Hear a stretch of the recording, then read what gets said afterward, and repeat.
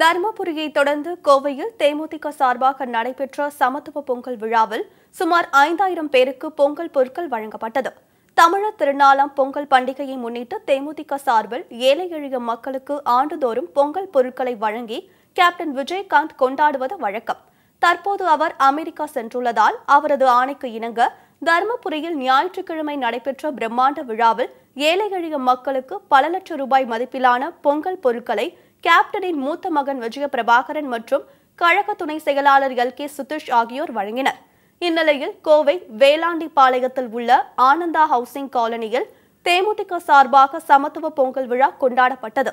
பிரம்மாண்டமாக நடைபெற்ற இந்த விழாவில் சுமார் 5000 ஏழை எளிய மக்களுக்கு 15 லட்சம் ரூபாய் மதிப்பில் பொங்கல் பொருட்கள் வழங்கப்பட்டன. பகுதி கழக செயலாளர் எம். சிவராமன் தலைமையில் நடைபெற்ற இந்த விழாவில் கழக துணை செயலாளர் எல்.கே. சுதீஷ் கலந்து கொண்டு பொங்கல் பொருட்களை வழங்கினார்.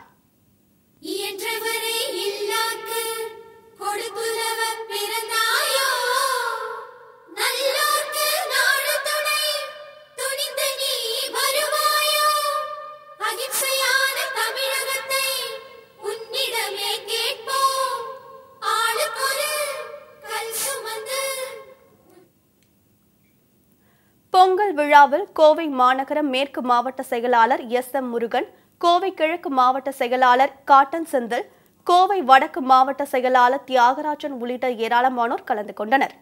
முன்னதாக இந்த விழாவில் பங்கேற்க கோவைக்கு வருகை தந்த கழக துணை செயலாளர் எல்.கே. சுதீஷுக்கு மாவட்ட கழக நிர்வாகிகள் உற்சாக வரவேற்பு அளித்தனர்.